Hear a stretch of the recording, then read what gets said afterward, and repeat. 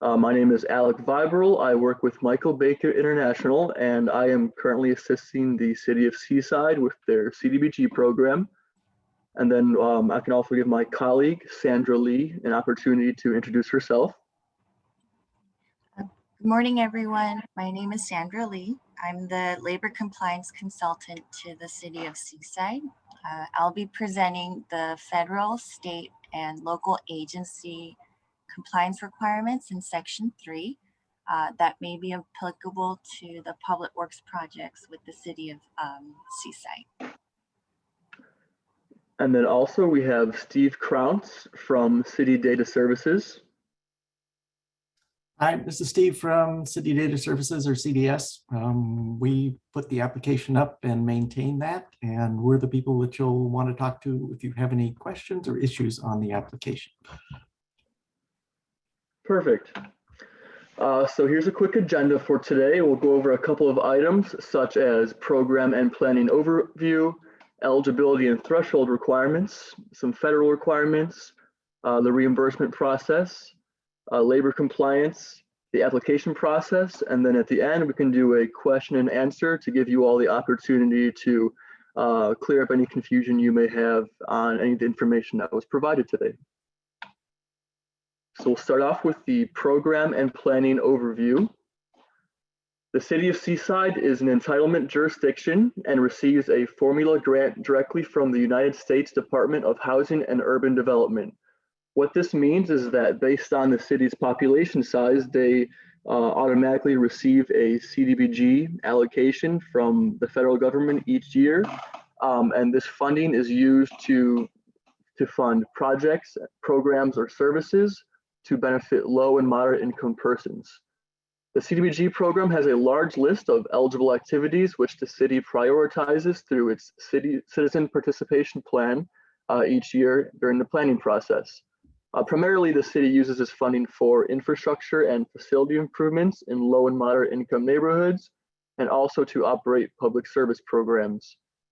The city operates on a 2-year funding cycle, so we are currently having the NOFA out for the beginning of this 2-year cycle. So these funds are made available for organizations such as yourselves to apply for, and hopefully we can provide you with the funding you need to continue to run your programs and assist our community. So each program must meet at least one of the 3 following national objectives. These national objectives are set by HUD, and they are to either primarily benefit low or moderate income persons or households, to aid in the elimination of slum or blight conditions, or also to meet urgent community need. In addition to the national objectives, so we also want you to meet a number of project goals that were set by the City of Seaside during their 5-year consolidated planning process. These 5 goals are access to community services, to provide quality infrastructure, to improve accessibility for persons with disabilities, to promote beautification of the city, and also to assist micro-enterprise businesses. So as long as your program or activity meets one of these 5 goals, then that's what we're going to be looking for. So moving on to eligibility and threshold requirements. Agencies must meet the threshold criteria below, and if an agency cannot provide documentation to demonstrate that it meets all criteria below, the application may not be considered for funding. So number 1, we want to see that you are an eligible entity. We want to see that the activity you are asking for funding for is also eligible. And on the flip side of that, we want to make sure that we avoid any ineligible activities. So in order to be an eligible entity, you either must be a unit of local government serving program beneficiaries residing in the City of Seaside, or alternatively, you must be a nonprofit organization that is incorporated in California or incorporated with a state of the United States, the District of Columbia, or a United States territory. And you also must possess a 501c3 determination of tax exempt status that basically qualifies you as a nonprofit. Some of the eligible activities that the city is looking to fund for this cycle are public facilities and improvements, such as construction, rehabilitation, or the installation of public improvements or facilities. Also, we would like to fund public services. This includes labor, supplies, and materials in order to operate public services such as employment and job development services, childcare, health services, fair housing counseling, senior citizen services, homeless services, youth enrichment services, and more. The list is quite extensive. So that's what we like about the CDBG program, is it provides a lot of flexibility in the different ways that we can help our community. The city would also like to fund economic development activities, such as the creation or retainment of permanent jobs for low and moderate income populations, commercial or industrial improvements in low and moderate income areas, or job training and technical assistance. So here is a list of some ineligible activities. I'll give you a quick second to glance it over. So basically, as long as your program or activity does not fall into one of these activities, or does not fall into one of these categories, then it should be okay to move forward in the application process. I've also included two links here for some more resources on eligibility. I believe Haroon will be posting this PowerPoint online, and if not, I can also email it to all of you. You can access these resources in order to get more information and more details on some of the eligibility aspects that I've touched over briefly. Moving on to federal requirements. Here is a brief overview of some of the federal requirements that HUD requires that we also want to see from your organization. I'm going to go ahead and touch on each one in more detail. So moving forward, for written policies and procedures, these are required under the Uniform Administrative Requirements of 2 CFR 200. We want to see written policies and procedures for your organization that outline all of the policies that you operate by.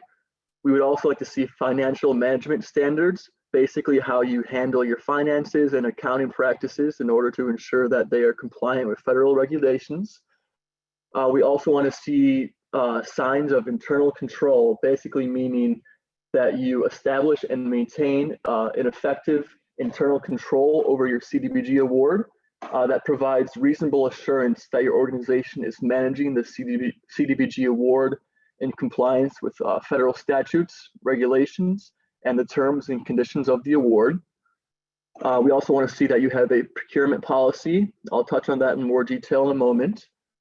We want to see you have reasonable cost principles, which is basically ensuring that the price of any materials and supplies that you purchase for your activity or program are reasonable and in line with standard market prices.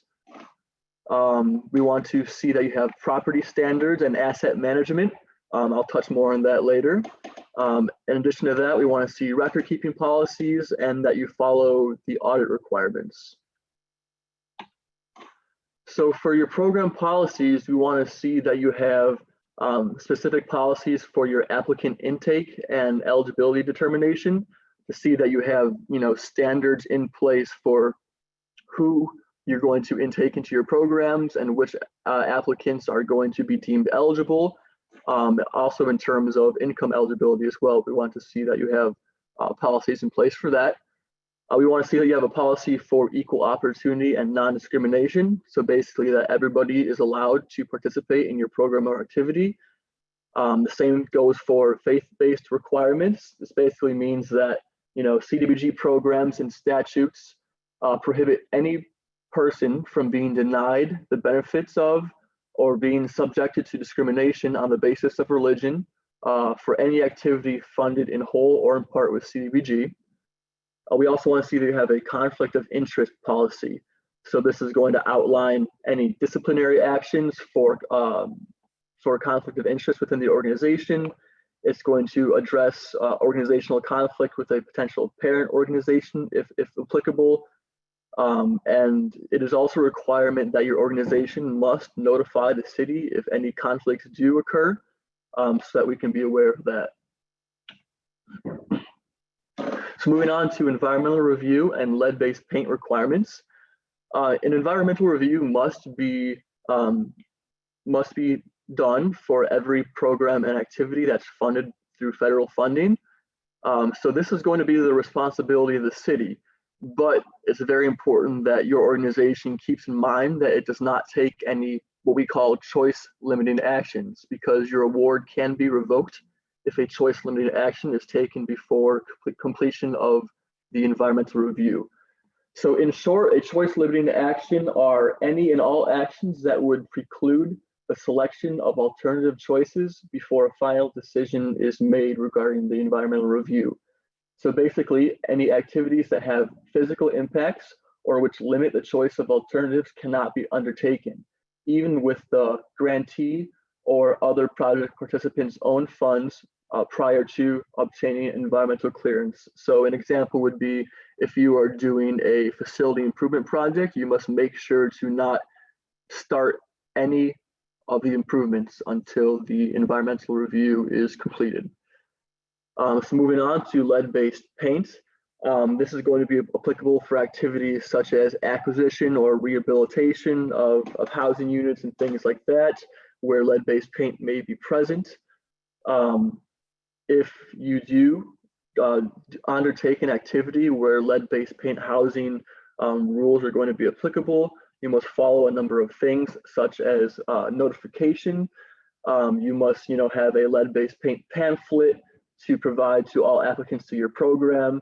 You must provide a notice of the lead hazard evaluation, which is basically when you determine if there's lead-based paint present. You must provide any notice of the lead hazard reduction activity, which is basically the abatement of any lead-based paint that's present. So it's basically, in short, just keeping the applicant notified and informed of any potential presence of lead-based paint. So, in this process, you will do any testing necessary to test for lead-based paint and any abatement processes. You must follow lead-safe work practices for reduction and abatement, and you must use trained staff. There is lead-based paint training available online through HUD, so it's relatively easy to become certified. And then after any abatement work is completed, you must provide a notice of clearance to the city and to the applicant as well, thereby notifying them that any lead-based paint hazards were mitigated.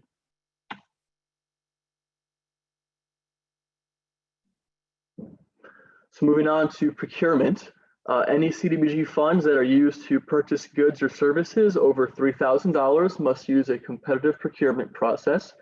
HUD requires procurement processes to receive an adequate number of quotes. The minimum is typically 3 quotes.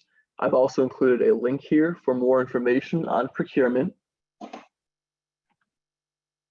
As for property and asset management, real property and equipment must be insured. So we want to see that there is an insurance policy to keep track of all of these items. So for CDBG use of real property, you must use it for at least 5 years. Real property includes the acquisition of land or buildings to be used for your program, or maybe, for example, if you purchase a building for a homeless shelter, something like that, must be used for at least 5 years. And then as for personal equipment, this is basically tangible personal property. It has a useful life of more than 1 year and must be kept for more than 1 year. And then it has a per unit acquisition cost of more than $5,000. So proper control includes inventory controls to prevent against loss, theft, and policies to ensure property and equipment is used for its designated purposes. When it comes to record keeping, we want to make sure that you have safeguards in place to ensure limited access to files and computer systems are only for designated staff. So oftentimes our programs deal with very sensitive personal information of our applicants, such as social security numbers, addresses, etc. we want to make sure that there are policies in place in order to protect this information and make sure that it's only accessible by the people that it is supposed to be accessible by.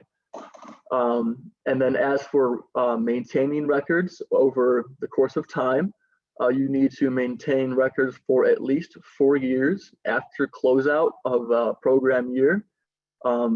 This is an exception to property purchase or improvement, outstanding monitoring or litigation, and then general access to records. We want to maintain that for longer than 4 years. I believe the standard is typically at least 7 years.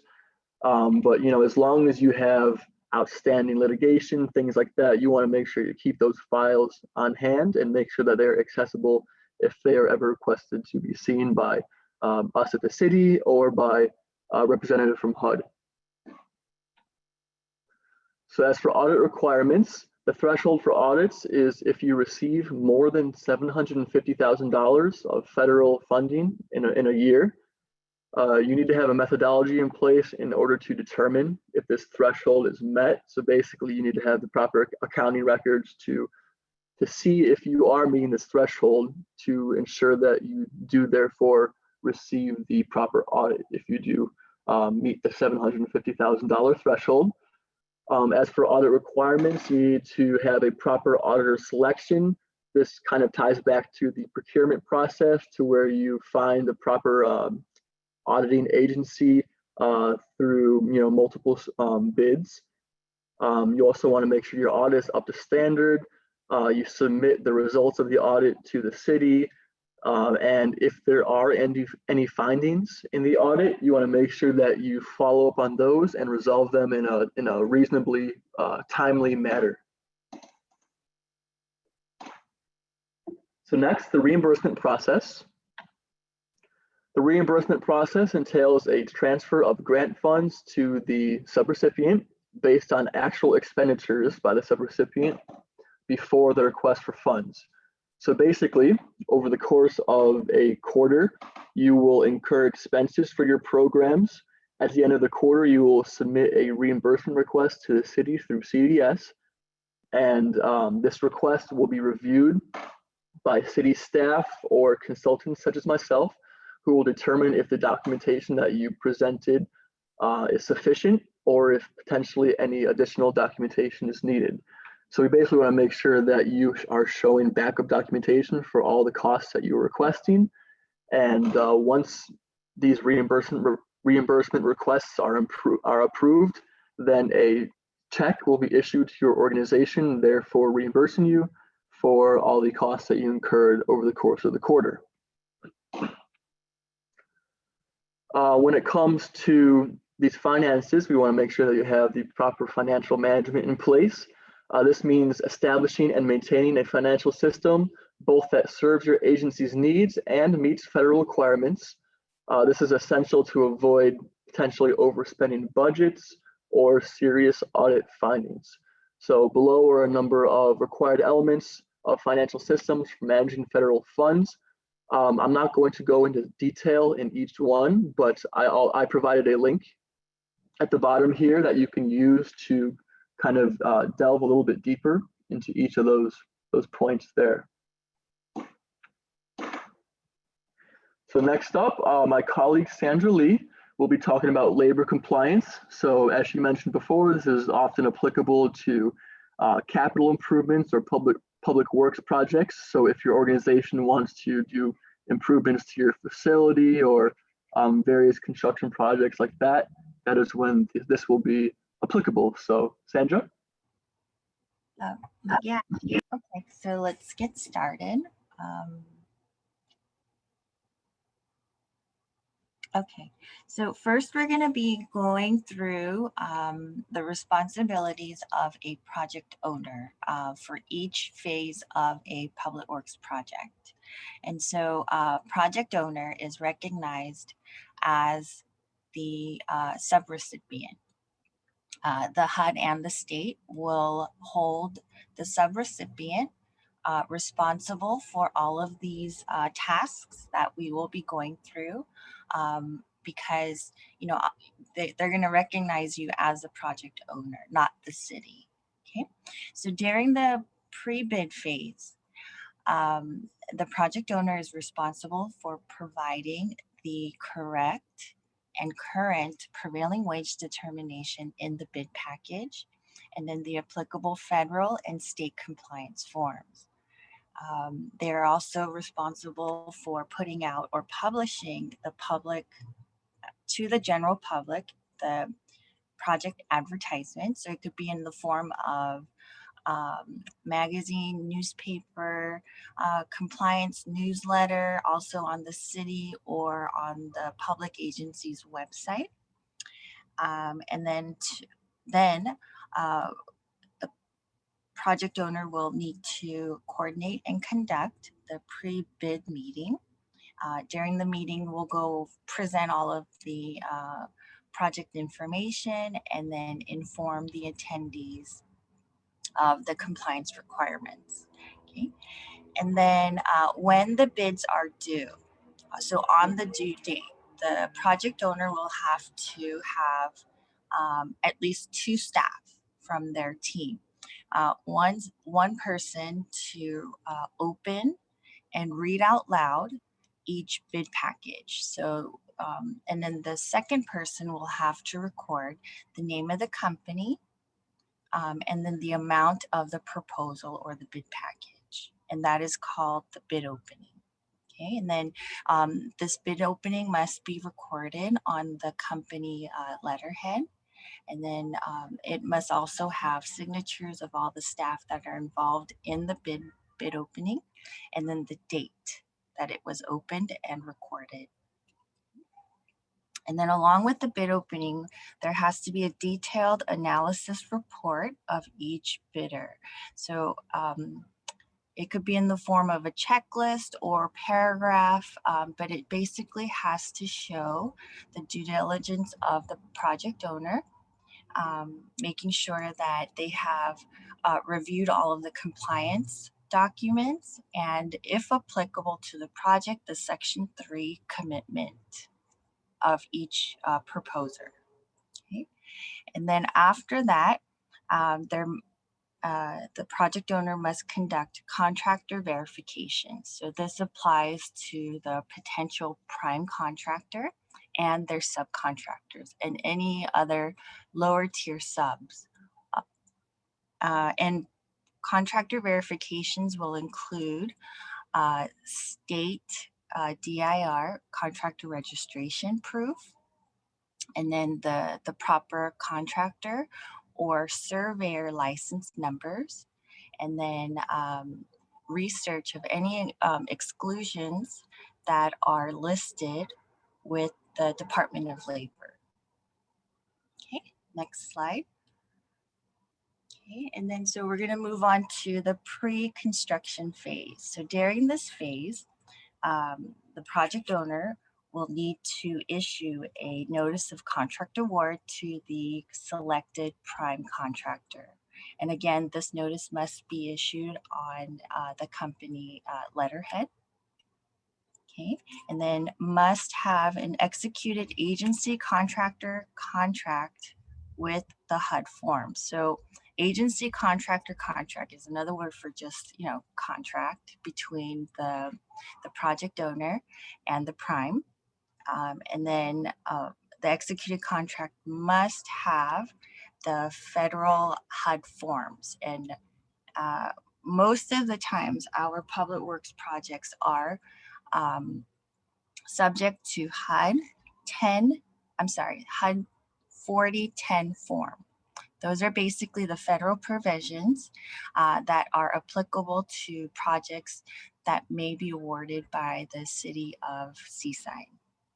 Okay, and then at this time, the project must be registered with the DIR, and then the project owner must again coordinate and conduct the pre-construction meeting with the prime contractor. And then if the subs would like to attend, I would highly recommend that, just so that everyone is well aware of all of the requirements that are set for that project. Okay, and then once the meeting has been conducted, the project owner will be issuing the notice to proceed. Next slide.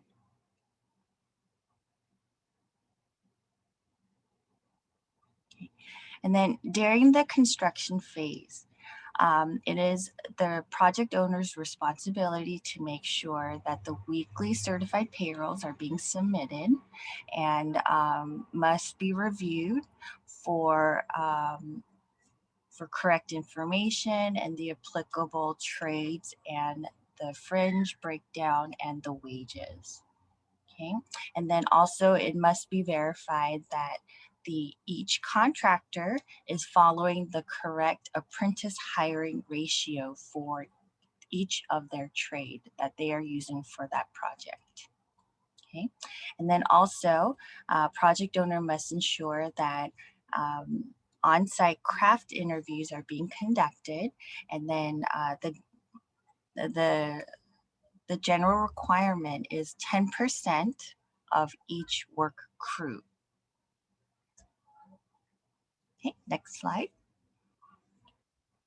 Okay, and then as we approach post-construction, so post-construction will be recognized when the final contractor has submitted their final certified payroll and they have, performed the punch list. Okay, so now the project owner will have to finalize the section, if applicable, this project owner will have to finalize the Section 3 worker and labor hours report and compliance report. The HUD actually had updated their Section 3 rules as of July of this year. So they used to count just the number of bodies, but now they're going to be recording the bodies plus the number of craft hours or labor hours. Okay. And then the project owner must also ensure that each of the contractor who has performed work on this project are properly closed out of their compliance requirements. Okay, and then when all of the contractors are closed out, the project owner will also have to prepare file review with the HUD. Okay, so that means that you gotta get all the project compliance files in order if and when the HUD requests for an audit. Okay, next slide. Okay, so this next section, we're gonna be just going through prevailing wage. So typically on a public works project, federal and state prevailing wages may apply. And so what the project owner will need to do is to advise all of the contractors on that project that federal and state prevailing wages will apply, and they will pay the higher of the two for their trade. Okay, so the first one, we have the federal side, which is the Davis-Bacon Act prevailing wage determination. And this determination is determined by the date of the bid opening. Okay, and then so to the right of this slide, you'll see a screenshot of what the Department of Labor for the Davis-Bacon Act wages, the website looks like. So you basically will select the wage determination link, and then you'll filter it by the state, county of where the project is located, and then type in the type of the construction. Okay, and then we have the 4 types of construction. We have building, heavy, residential, and then highway. Okay, next slide. Okay, and then now this is the state side, which is with the Department of Industrial Relations, which is the DIR. And so the state side, the determination is determined by the date of the bid advertisement. And then so you see on the right side of the slide, you'll see what the state DIR website will look like. All of the older or past wage determinations are provided on that third link below where it says superseded. Okay, so if you're on a project that was advertised before before the second half of 2021, then you would have to refer to that superseded link. Okay, next slide. And then so for the HUD Section 3 requirements, so if you have a project that is subject to Section 3, meaning that the project has been funded with CDBG, then that means that Section 3 will kick in, and the applicable contractors will have to follow and submit reporting for the Section 3. So as I mentioned before, the HUD actually changed or updated their rules as of this year, July. And the purpose of their updating the rules is that they wanted to see contractors working on public works projects to increase hiring and contracting opportunities to the local residents and the small businesses within the area of where the project is located. And so now the new rule is that if 200,000 or more of CDBG funding is provided to that project, the prime contractor must follow through on the Section 3. Okay, and then it trickles down to their subs. If the subcontractor holds subcontract with the prime that is at 200 or over 200,000, then they also must follow the Section 3. Okay, and then so when and then you'll see below that the goals now have been changed. The previous goal was set as overall 30, but then the HUD actually has now broken it down. So the general Section 3 worker goal is at 25. And then from the 25, HUD would like to see a contractor employ and work 5% as Section 3 targeted worker.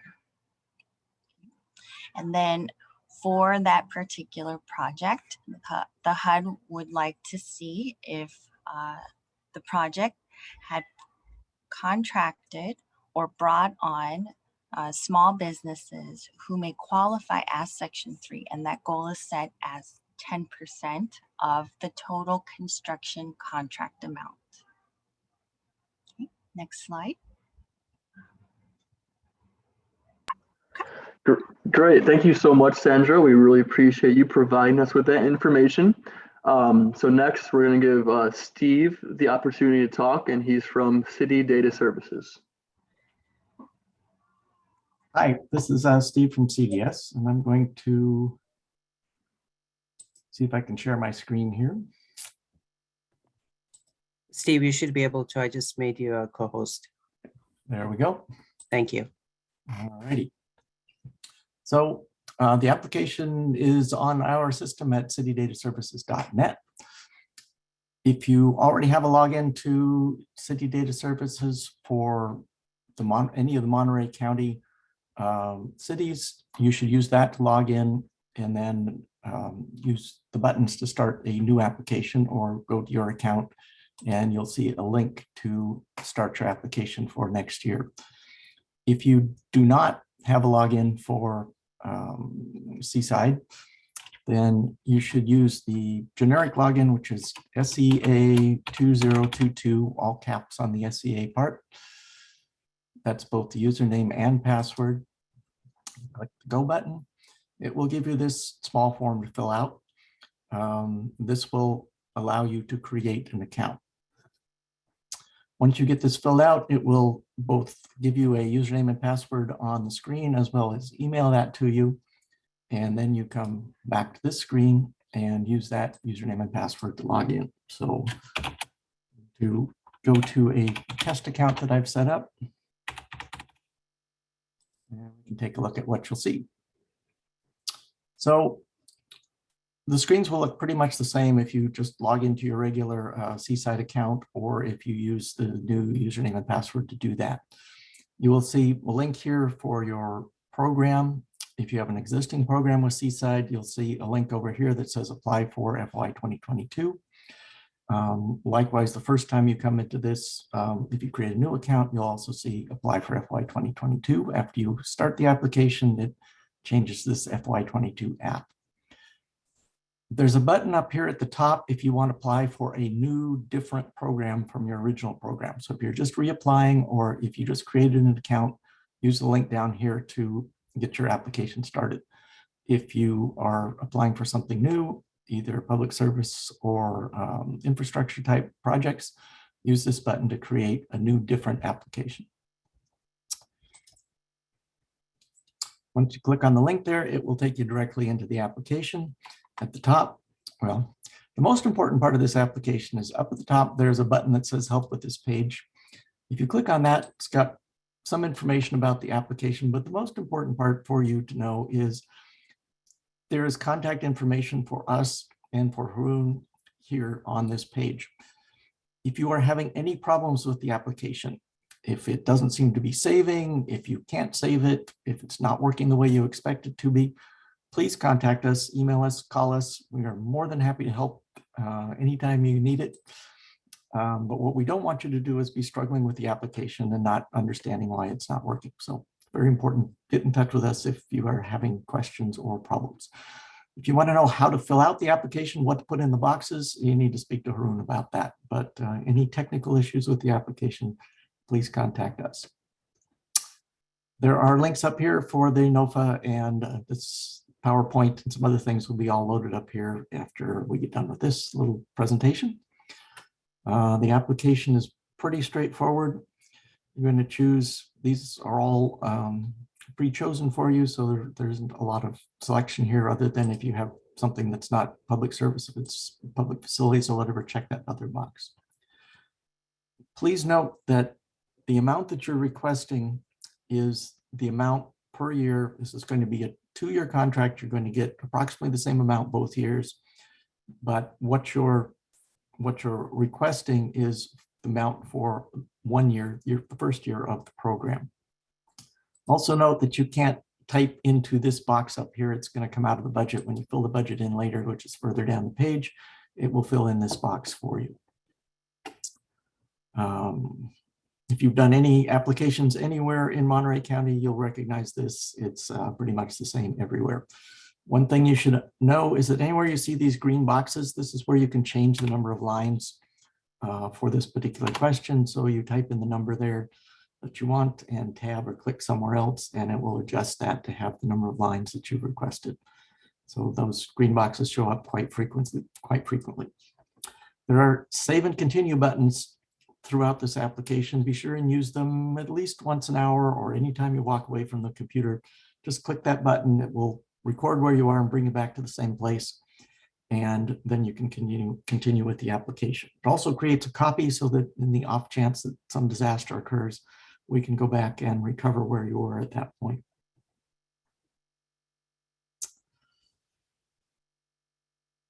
There's a number of places where you can't enter information because the software is going to do the math for you on this. So just fill in the boxes that it shows, and the rest of it should be filled in automatically by the software. There are quite a number of attachments here at the end. Let's see. Should check off the attachments that you want to attach and then go to the Upload Documents page, and it will give you those things as options to attach here. You just use Choose File like you normally do for an email attachment or any other type of attachment, and then attach the document that you're looking for. If you have to walk away from the application, or if you're finished for the day, use the Save as Draft button down at the bottom, which will take you out of the application and back to your reports page, or not. And then if you're over on the reports page, you'll see this click to complete if you want to get back into the application. There will be a print version of the application listed right here, which you can, after you get finished with it, or if you want to review the application or print it up as a PDF, you can use this link to get into a print version of the application. and this will take you directly to the upload documents page. And that's pretty much it. Anybody has any questions?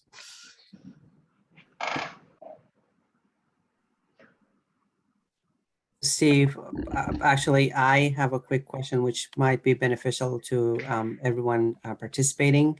So if they're reapplying for an existing, let's say, public service, and they click there, the first thing that I just want to bring to everyone's attention is the links at the top. I highly encourage you all to review the NOFA. There are a lot of details in it, including timeline and criteria for evaluating applications. And then the question, Steve, for you at the bottom, when they select the boxes, check boxes for the attachments,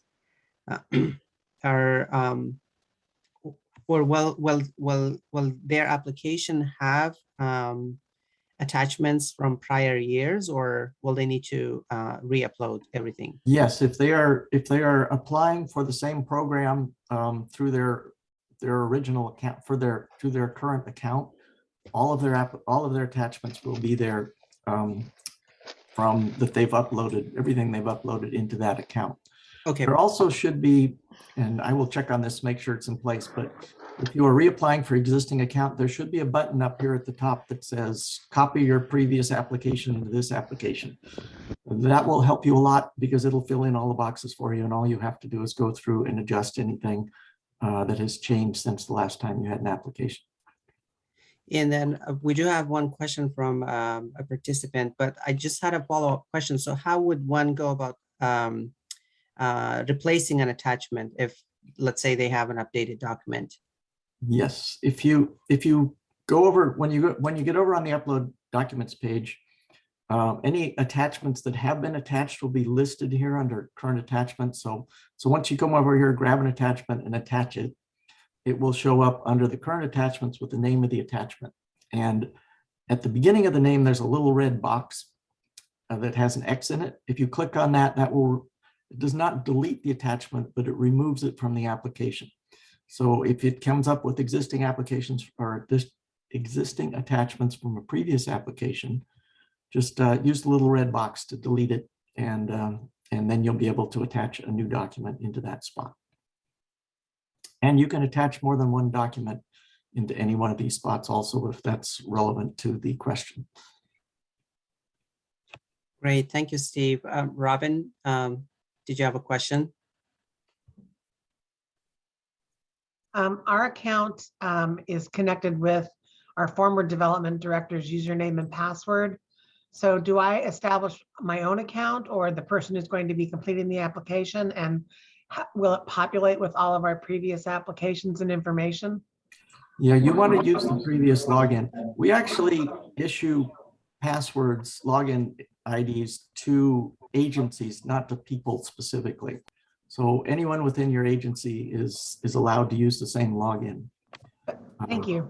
Again, if you have questions about it or want to change the password or something, contact me and we can manage all of that. But you definitely want to reapply for your existing program. Thank you. Steve, there's one more question in the chat box. What happens if you forget your password? Or if anything else goes wrong, contact us, please. You can use this help with this page, and this information should be in the NOFA, at least our email address, and email us or call us. We're very responsive. Can you put your information, contact information, in the chat box, please? I can certainly do that.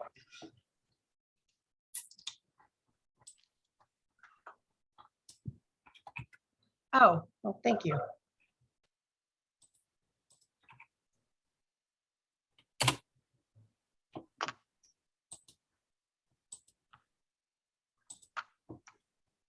Great, thank you so much, Steve. I really appreciate that information. Are there any other questions regarding CDS?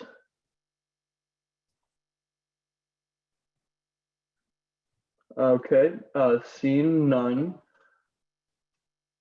So I'm gonna go ahead and share my screen once again. So all applications should be submitted through City Data Services. no later than 5 p.m. on Monday, January 10th.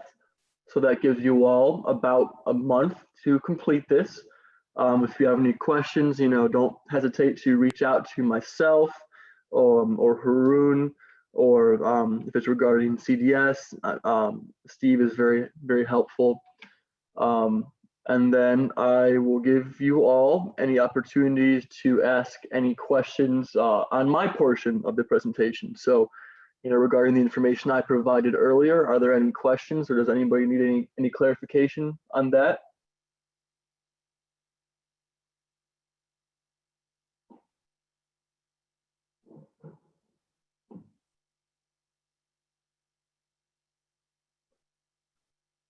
Okay, great. I'm not seeing any questions. If I happen to not see you, definitely give me a call or shoot me an email. I'll go ahead and provide my information in the text box here as well. And I am more than happy to answer any questions that may come up throughout your application process, and try and make this as least painful process as possible. Thank you all so much for attending today. I really appreciate your time. Yes. Alex, sorry, looks like we have a question. Leslie, did you have a question?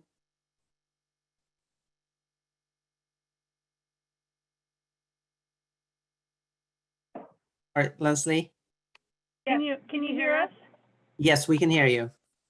Okay, so my question was, the person that was doing our CDBG program at the city is no longer with the city. Do I just contact Chris to get our password, our code and password, or login and password?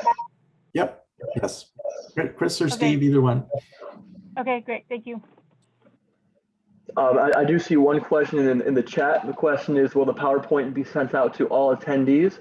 The answer is yes. I can send it out to everybody, and I believe Steve may post a link to the PowerPoint on the application in CDS as well. And Haroon may possibly post it on the website as well. I'm not sure, but we will definitely make sure it is available to you all in case you want Alec, to. yeah, Yes. sorry, I need to interject. Yeah, I will definitely be sharing the PowerPoint as well as a link to the video. So anyone who missed or joined later can watch the webinar again. I did realize that we had the passport requirement, and some people may have not been able to join the webinar. So making this webinar available on the website will give everybody an opportunity to get up to speed.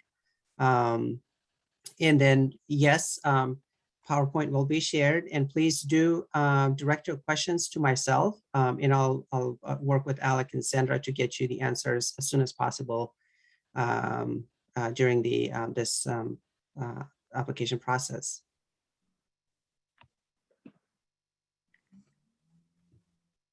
So there's another question. This is due January 10th. The answer is yes, it is due by January 10th by 5 p.m. And then just a friendly reminder, if you think your application is complete, you don't have to wait until January 10th, 5 p.m. to submit your application. We do encourage early submissions. So feel free to submit your application before the deadline. Right. Last opportunity for anyone, if there are any questions. If not, we'll end the workshop, and we'll be in touch later via email. All right, I'll give everyone one more minute to ask any questions.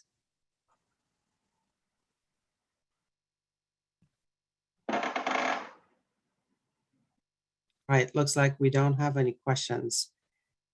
All right, that brings us to the end. Thank you so much, everyone, for your participation. Alec, thank you. Sandra, thank you as well for the wonderful information. And Steve, thank you for the application walkthrough. And thanks, everyone, and happy holidays. Thank you. All right.